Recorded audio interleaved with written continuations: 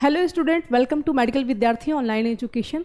आज हम इस वीडियो में हॉस्पिटल एंड क्लिनिकल फार्मेसी के चैप्टर वाइज इंपॉर्टेंट क्वेश्चन के बारे में देखेंगे, जिसको हम नाम देंगे पार्ट 2।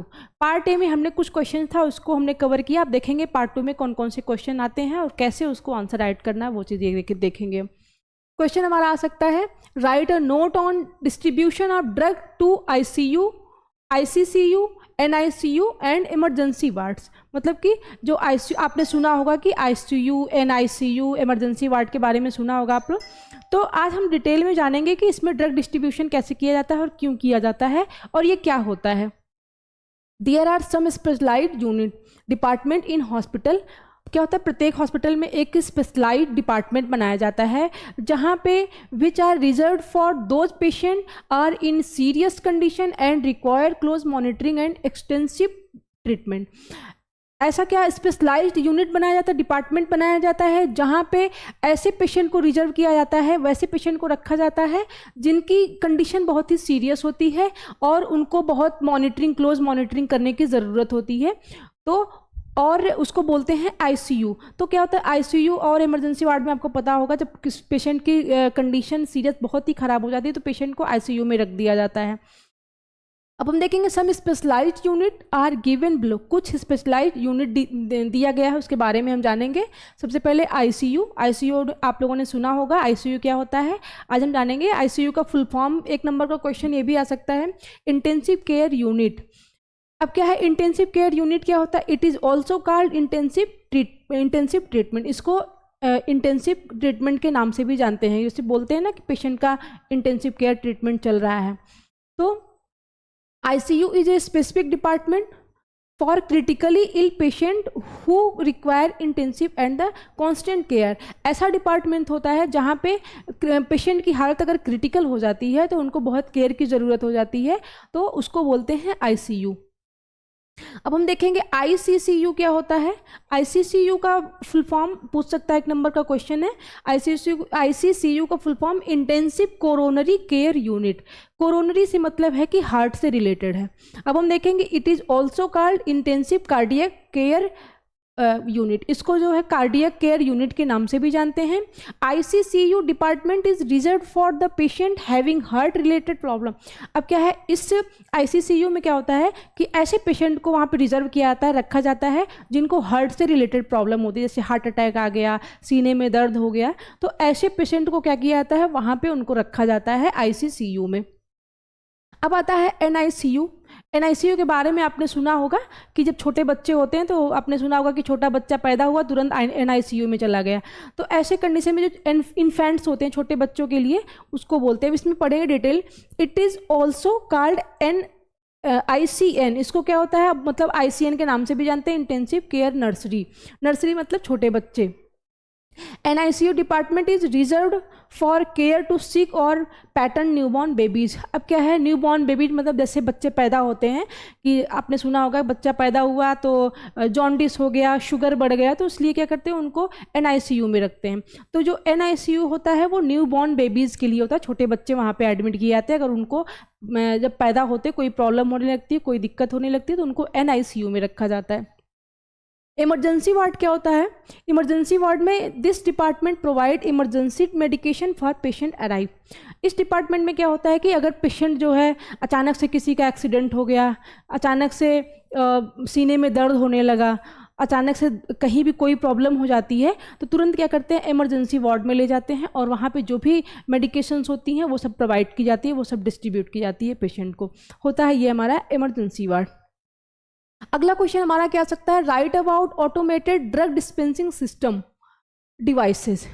अब क्या है ऑटोमेटेड ड्रग डिवाइसेस सिस्टम, क्या होता है, मतलब जो ऑटोमेटिक चलने वाला, आजकल क्या है रोबोट वगैरह बहुत ज़्यादा चलता है, आपने सुना होगा, उन सब चीज़ों को यहाँ पे पढ़ेंगे हम। Automated drug dispensing system and devices are computerise system. अब क्या होता है जो ऑटोमेटेड ड्रग डिस्पेंसिंग सिस्टम होता है वो क्या होता है, कंप्यूटराइज्ड सब कुछ होता है, और ये क्या करते हैं एक्यूरेट मेडिसिन अगर किसी को देना है, किसी पेशेंट को देना है, तो क्या करते हैं दैट कैन एक्यूरेटली डिस्पेंस। जो भी दवा होती है वो उसको एक्यूरेट करते हैं, उसमें कोई एरर नहीं होता है। और मेडिकेशंस टू पेशेंट, जो भी पेशेंट हैं उसको एक्यूरेट मेडिकेशन डिस्ट्रीब्यूट करता है। This system can be found in hospital, ये सिस्टम हॉस्पिटल में पाया जा सकता है।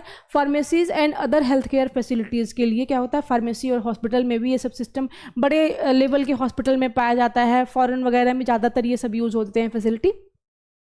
There are several types of automated drug dispensing system devices included। अब देखेंगे बहुत सारे जो है ड्रग डिवाइसेस जो हैं, कौन कौन सा डिवाइस इसमें इंक्लूड है उसको पढ़ेंगे।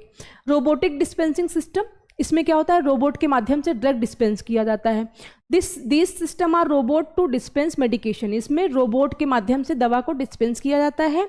दे can be program to dispense a specific dose of medication, ये क्या करते हैं, इसमें प्रोग्रामिंग किया रहता है। जिस भी डोज का अगर आप उसमें सेट कर देंगे और उसको उस दवा को स्पेसिफिक प्रिपरेशन, जैसे कोई भी दवा आपको लेना है, पैरासीटामॉल लेना, तो उसमें आपको सेट करना पड़ेगा, प्रोग्रामिंग करना पड़ेगा, तो वो क्या करता है, उस दवा को डिस्पेंस करता है। And can handle multiple medications at one, और एक साथ में मल्टीपल मेडिकेशन भी ये हैंडल कर सकता है जो रोबोट होता है। बारकोड स्कैनिंग सिस्टम होता है, इसमें क्या होता है कि जो भी पेशेंट होते हैं उनके हाथ में एक बारकोड बैंड पहना दिया जाता है। तो जब भी कोई पेशेंट जाता है तो अगर मेडिकेशन देखना होता है तो क्या करता है, बारकोड पे स्कैन करते हैं, तो उस पर मेडिकेशन सही पता चल जाता है क्या क्या मेडिकेशन हैं। This system use barcode technology to ensure that correct medication, इस सिस्टम का यूज करेक्ट मेडिकेशन के लिए किया जाता है। कोई भी पेशेंट है तो करेक्ट मेडिकेशन पता चल जाता है उसका। इज डिस्पेंड टू राइट पेशेंट, अगर जिसके हाथ में वो बारकोड लगा है तो अगर हम स्कैन करेंगे, जिसके हाथ पे स्कैन होगा सिर्फ उसी को मेडिसिन मिलेगा। इससे क्या होता है कि जो भी दवाएं होती हैं सब करेक्ट डिस्पेंस होती हैं, करेक्ट राइट पेशेंट तक करेक्ट मेडिसिन पहुंचती हैं और उसको प्रोवाइड होती हैं। The barcode on the patient wrist band, जो भी बारकोड होता है वो पेशेंट के रिस्ट बैंड में, हाथ में बैंड बांध दिया जाता है। इज स्कैंड, और बाद में क्या उसको स्कैन किया जाता है। And then the medication scan to ensure that the matches the medication prescribe for patient, इसके बाद वो फिर क्या होता है, जब वो स्कैन करते हैं, स्कैन करने के बाद वो इंश्योर करता है कि राइट पेशेंट है कि नहीं और उसका मेडिकेशन जो भी लिखा हुआ है वो सही है कि नहीं। तो ये हो गया हमारा रोबोटिक डिस्पेंसिंग सिस्टम और ये बारकोड स्कैनिंग सिस्टम। अब देखेंगे इसमें ऑटोमेटेड मेडिकेशन कैबिनेट्स क्या होते हैं। These systems are similar to vending machine and often used in the hospital। इस सिस्टम में क्या होता है, वेंडिंग मशीन यूज़ किया जाता है हॉस्पिटल्स वगैरह में। The medications are stored in individual drawers, जो भी मेडिकेशंस होती हैं, जो भी दवा होती हैं उसके लिए इंडिविजुअल ड्रॉर यूज़ किया जाता है, उसमें सिंगल इंडिविजुअल अलग से ड्रॉर बनाया जाता है, उसमें रख दिया जाता है। And the system dispense the medication based on prescription order, और इस सिस्टम में जो भी दवाएँ डिस्पेंस करना होता है वो प्रिस्क्रिप्शन ऑर्डर पर, मतलब जो भी प्रिस्क्रिप्शन पे मेडिकेशन लिखा हुआ उसके बेस्ड पे डिस्पेंस किया जाता है। फार्मेसी डिस्पेंसिंग सिस्टम में क्या होता है, these system are use in pharmacies to fill prescription, ये जो मेथड होता है ये प्रिस्क्रिप्शन यूज़ किया जाता है, ये सिस्टम यूज़ किया जाता है फार्मेसी में जो भी प्रिस्क्रिप्शन होता है उसको फिल करने के लिए। अब जैसे प्रिस्क्रिप्शन पे लिख दिया गया है कुछ मेडिसिन के, पैरासीटामॉल, रेबेप्राजोल, एंटासिड लिख दिया गया, तो उसको क्या करता है वो फार्मेसी जो उसको फिल करता है, जैसे मतलब कि सारी मेडिसिन प्रोवाइड करता है। The system can accurately count and dispense pill, अब इस सिस्टम में जो भी दवाएं हैं उसको एक्यूरेटली काउंट किया जाता है, मतलब देखा जाता है दवा सही है कि नहीं, पूरा मतलब उसका काउंट क्या है, 10 गोली लिखा है तो वही है कि नहीं, उतना है कि नहीं। एंड डिस्पेंस पिल, जो भी पिल्स होती हैं, जो भी मेडिसिन होती हैं उसको डिस्पेंस करना होता है। And can also label and package the medication, और जो भी उस पर देखते हैं जो भी पैकेजिंग होती है उस पर कि दवा की पैकेजिंग सही है कि नहीं, उसमें क्या क्या इंग्रेडिएंट्स हैं, उसकी क्वांटिटी सही है कि नहीं, उसके स्टोरेज कंडीशन क्या है, इन सब चीज़ों को उसमें देखा जाता है, उसको फार्मेसी डिस्पेंसिंग सिस्टम बोलते हैं। अब हम देखेंगे इसका एडवांटेज और डिसएडवांटेज। एडवांटेज में क्या होता है, reduce pharmacy staff and workload. अब क्या है, फार्मेसी स्टाफ की कम, जब जैसे एक रोबोट लगा देंगे 10 आदमी का काम अकेला करेगा तो स्टाफ की ज़रूरत नहीं है, स्टाफ की जो है रिड्यूस कर देता है, कम कर देता है। एंड वर्कलोड भी कम पड़ जाता है, स्टाफ के ऊपर वर्कलोड ज़्यादा नहीं होता है। It provide automatic inventory facility, ये क्या करता है, ऑटोमेटिक इन्वेंट्री फैसिलिटी प्रोवाइड करता है। It save a lot of time, बहुत टाइम बचाता है, जैसे कि अब क्या है, एक आदमी अगर 1 घंटे में करता है तो रोबोट उसको 5 मिनट 10 मिनट में ही कर देता है, तो क्या करता है, लॉट्स ऑफ टाइम बचाता है। डिक्रीज मिस्टेक्स को मतलब मिस्टेक्स जो होती, गलतियां होती हैं दवाओं का, वो क्या होता है उसको बहुत कम हो जाता है। और इट प्रोवाइड सेफ्टी, बहुत ही सेफ्टी प्रोवाइड करता है ये। अब देखते हैं इसका डिसएडवांटेज क्या होता है? It requires extra training and technical knowledge. इसको क्या होता है, बहुत एक्स्ट्रा ट्रेनिंग और टेक्निकल नॉलेज की ज़रूरत होती है। डिस्पेंसिंग में be stopped in case of failure in part of the automatic system. It requires extra budget and space. ये क्या है, बहुत ज़्यादा एक्स्ट्रा बजट की ज़रूरत पड़ती है और स्पेस की भी ज़रूरत पड़ती है।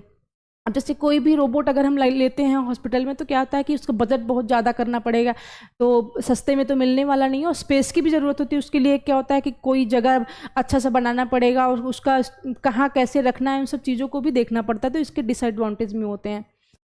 Write a note on distribution of narcotic and psychotropic. अब क्या है, नार्कोटिक ड्रग्स क्या होती हैं और साइकोट्रॉपिक ड्रग्स क्या होती है, उसके बारे में आपको लिखना होगा। According to drugs and cosmetic act 1945, drug and cosmetic act 1945 के अनुसार narcotic and psychotropic substance are can't be sold without a valid prescription. जो नार्कोटिक ड्रग होती हैं, साइकोट्रॉपिक सब्सटेंसेस होते हैं, बिना किसी लाइसेंस के, बिना लाइसेंस के हम नहीं ले सकते हैं। Psychotropic substance are can't be without a valid prescription. अगर क्या है कि कोई डॉक्टर उसका प्रिस्क्रिप्शन लिखा नहीं है, तो जो भी नार्कोटिक और साइकोट्रॉपिक सब्सटेंसेस होते हैं उसको हम नहीं ले सकते हैं। अगर किस चाहिए तो डॉक्टर से प्रिस्क्रिप्शन लिखवाना पड़ता है। Ward and can't be dispense without a requisition form of the ward in hospital. अब क्या है, ये दवा डिस्पेंस भी नहीं कर सकता कोई फार्मासिस्ट। अगर कोई ऐसे जाके ओरली मांग लेता है, कोई नार्कोटिक ड्रग होता है कि हमको ये मेडिसिन चाहिए, तो जो फार्मासिस्ट है वो उसको नहीं देना है, क्योंकि नार्कोटिक एंड साइकोट्रॉपिक सब्सटेंस जो बैंड मेडिसिन होती हैं, उसको बिना प्रिस्क्रिप्शन के, विदाउट डॉक्टर के प्रिस्क्रिप्शन के वो मेडिसिन हम नहीं दे सकते हैं। These are also called control substance. इसको जो है, ये जो नार्कोटिक एंड साइकोट्रॉपिक सब्सटेंसेज होते हैं, इसको कंट्रोल सब्सटेंस भी बोलते हैं। So it is the responsibility of hospital. तो इसलिए हॉस्पिटल और फार्मेसीज की जिम्मेदारी होती है कि इन सब चीज़ों को कंट्रोल करना। जैसे जो नार्कोटिक ड्रग और साइकोट्रॉपिक सब्सटेंस होते हैं, उसको कंट्रोल करने का जिम्मेदारी हॉस्पिटल और उसके जो फार्मेसी होती है, फार्मासिस्ट की जिम्मेदारी होती है कि इन सब चीज़ों को ऐसे ना बेचा जाए। तो यहाँ पे ये क्वेश्चन होता है समाप्त। ऐसे और क्वेश्चन जानने के लिए आपको आना होगा हमारे ऐप मेडिकल विद्यार्थी पे। वहाँ पे हमने बहुत डिटेल वीडियोस और आपके PDF दिए हुए हैं। तब तक के लिए थैंक यू।